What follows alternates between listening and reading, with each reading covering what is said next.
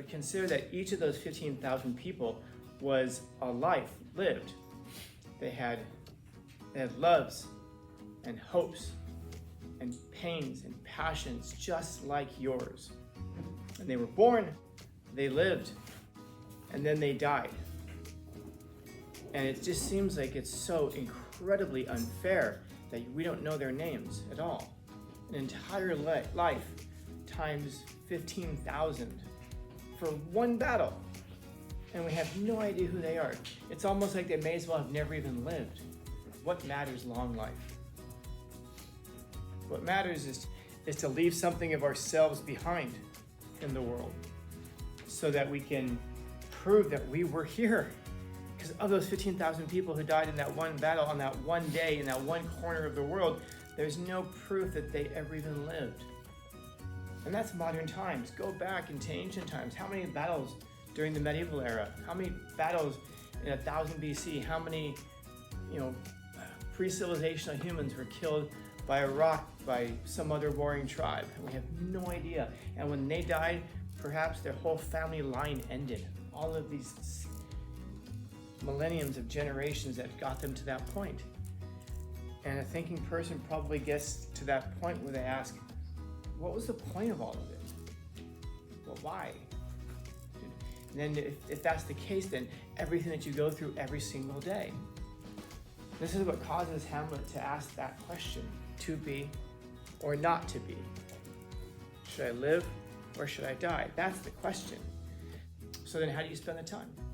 How do you make life worthwhile? For me, inevitably, how best to spend the time is what becomes the question. And it can strike you if you really internalize it. It's the thing that's just unspeakably sad in a life that's as short as ours. Because no matter how long it is, it's not long enough to do all the things that you want to do. The problem in life is not that there's nothing to do, it's that there's too much to do. And then the tragedy of life is when you understand that and you look back at all of the time that was wasted. I really mean that, wasted on things that you come to realize just never mattered in the first place.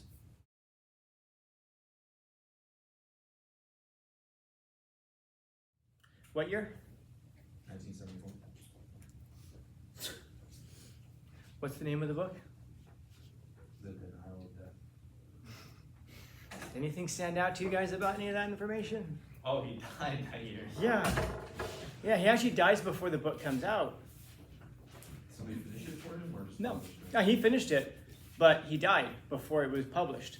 And after it was published, it won the Pulitzer Prize, which is the top literary award that a person can get.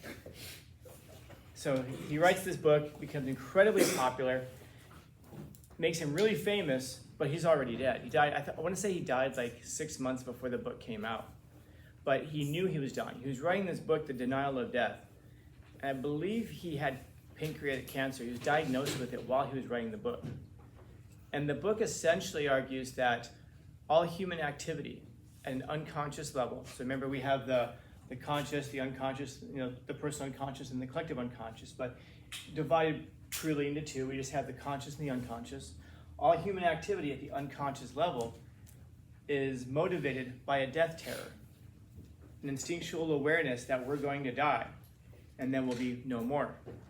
And that terrifies us, so we do everything that we can to deny death. And he really means this. Nearly all of our human action is motivated by that. Why do people want to have families? You might say, oh, because of love, because of responsibility. That's not the it that he would point out. He would say, ultimately, what it is an attempt to overcome death, to survive death. In other words, to leave something of yourself behind in the world so that even though you're gone, you're not really gone. Why is it that people will build big buildings so people have places to live so they can make money? No. They want money, yes, because the money is the thing that allows them to do other things that perpetuate their legacy. But ultimately, because you want to leave something behind in the world to prove that you were once there. One of the things that just strikes me so infinitely sadly is when you guys are in your history classes and you read about like a battle during World War II, and they'll say, 15,000 people were killed that day. And you go, wow, that's a lot of people. And then you move on. But consider that each of those 15,000 people was a life lived. They had loves and hopes and pains and passions just like yours. And they were born, they had parents who took care of them, raised them up. They lived every day of their lives, and they got, they end up in the war, going to training, and then they were put onto a boat or into a carrier, and they were delivered to the war, and then they died. And it just seems like it's so incredibly unfair that we don't know their names at all. An entire life times 15,000 for one battle, and we have no idea who they are. It's almost like they may as well have never even lived. And what they fought and died for was some arbitrary line on a map, on a piece of paper, dividing that, their land and our land. That's what it ultimately amounts to. Or they died because of some ideology. And of course you can say that's tragic, but it gets worse than that. So what? What if they had lived to be 100 years old? Would it have been any different? Would the world have been any different? We still wouldn't know who they are. It still would have been an entire life, whether you live 20 years or 100 years. What matters long life? What matters is, as far as Becker would point out, is to leave something of ourselves behind in the world so that we can prove that we were here. Because of those 15,000 people who died in that one battle on that one day in that one corner of the world, there's no proof that they ever even lived.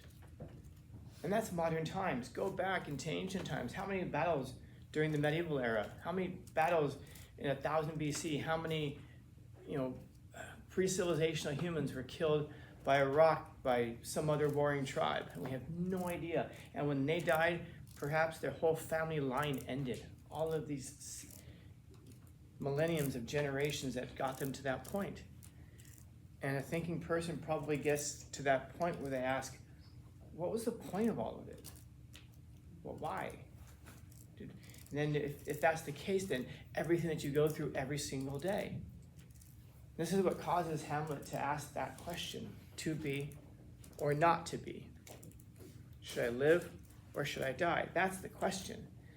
And he goes on to banter with himself back and forth, to argue the point. Because if I live, what is life? Well, it's suffering. It's the slings and arrows of cruel fate.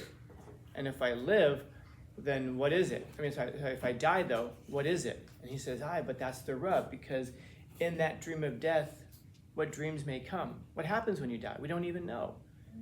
So we're not rushing towards it because it's the unknown. So every day we choose the suffering that we know, which is life, versus the suffering that we don't know, which is what happens after death. And there's no good reason to even rush to that death because it's going to happen eventually anyway. So what do?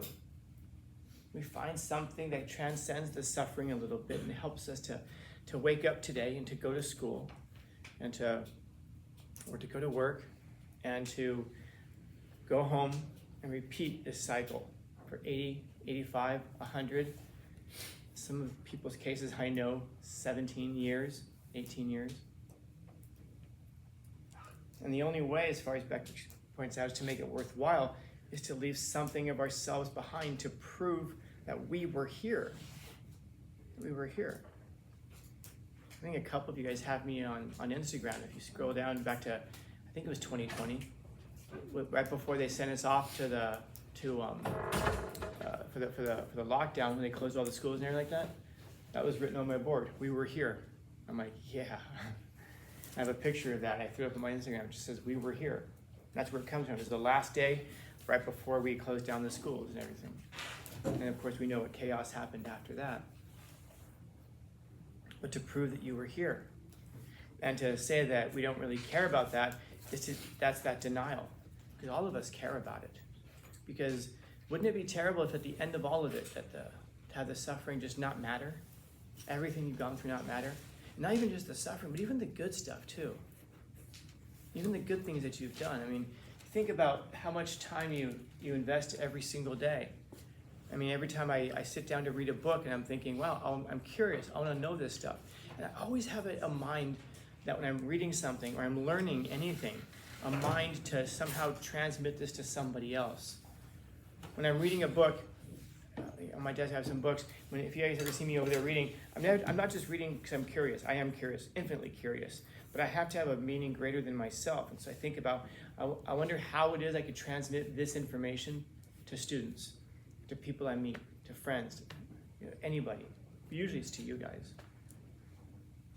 And then if I'm taking a jiu-jitsu class, I'm not just learning the technique. I'm thinking to myself, how is it that I can teach this when I teach this to a class someday? Because I teach too. In other words, taking that information and passing it along to make it worthwhile. So everything that you're doing every day, how do you make it worthwhile? And sometimes it hits me as I'm sitting there thinking, wow, everything I've done, everything I've learned, someday is just gone. It seems unfair. It seems really unfair, man. You know? Like for myself.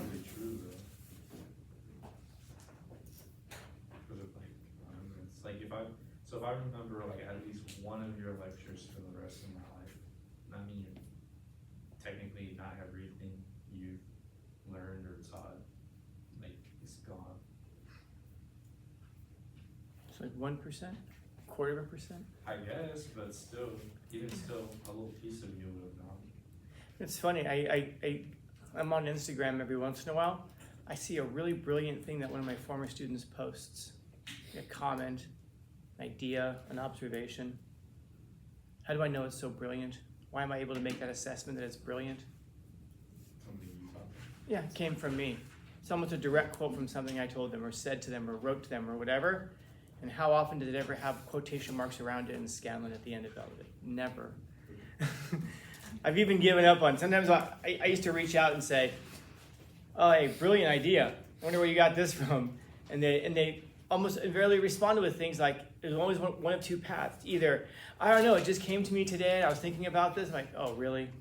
And then they completely missed the fact that they got it from me. I mean, you guys will see on the last day of school, I'm going to give you guys a paper, Suggestions for a Sensible Life. For those of you who are here, because I know a lot of people really can't wait to just get out of your life and skip the last day. And I would see those things it's a piece of paper that says Suggestions for a Sensible Life. It'll make more sense if you see it. And it's basically life advice from a series of things. And I'll see those things copied and pasted onto Instagram things. And that's the second group of people. You know where you got it from, but you take it as your own. And so those things die off. And so it's words. It's words. It's not me. It's just words. As it is right now, if I asked most of you guys to write down my name, I bet most of you wouldn't know how to write my name. I'll hear like Scanland, Scatlin, Scalin, Scalon, Scantron. I'll hear all kinds of variations on my name. If I asked you in 5 years, who was your English teacher? You'd be like, I don't remember. I'd be standing right in front of you. I'd be the person asking you. I don't know. It was this guy. I don't remember. Gray shirts, though. I remember that much. 10 years, 15 years, 20 years, such that even if there was something that you got from me, you'll think it was your own. You won't even realize it came from somewhere else, which is okay, because it isn't always mine either. So then how do you spend the time? How do you make life worthwhile? For me, inevitably, how best to spend the time is what becomes the question. And it can strike you if you really internalize it. It's the thing that's just unspeakably sad in a life that's as short as ours. Because no matter how long it is, it's not long enough to do all the things that you want to do. The problem in life is not that there's nothing to do, it's that there's too much to do. And then the tragedy of life is when you understand that and you look back at all of the time that was wasted. I really mean that, wasted on things that you come to realize just never mattered in the first place. Not by my estimation, not by society's estimation, but by your own estimation. And hopefully you recognize that what that means is the things that you can't look back on and say, I got something valuable out of this that contributed to my life that would leave something behind. So what Becker's getting at here is that we all recognize this, and to grow up, to grow older, means to confront that truth. Even if you don't want to, even if you try to avoid it, in those loneliest of your lonelies, as you're passing off into sleep at night, and it occurs to you, and that terror sets in, and then your dreams take over. I guess the question is, what are you leaving behind? What is it that you're doing that you're bringing into reality? In other words, when you say something and when you act in the universe, you bring something real into the universe. And it changes the physical structure of the universe. Literally. This isn't just hippy-dippy talk. When you say something, when you act in the universe, you will literally change the physical structure of it. And so hopefully the things that you say and hopefully the things that you do are worthy of you. In other words, it isn't something that, I think I'll just leave it at that. I hope it's worthy of you. So, questions, comments, concerns, complaints, criticisms, critiques? Happy Thursday. So, what did you guys learn in school today? Death, terror. I'm afraid to sleep. Yeah. Actually, I would like to understand if I still possible. Yeah. I assume we got to this point about like death because of, that's his whole shtick. Because I think that death terror is this his shtick. That's his gig.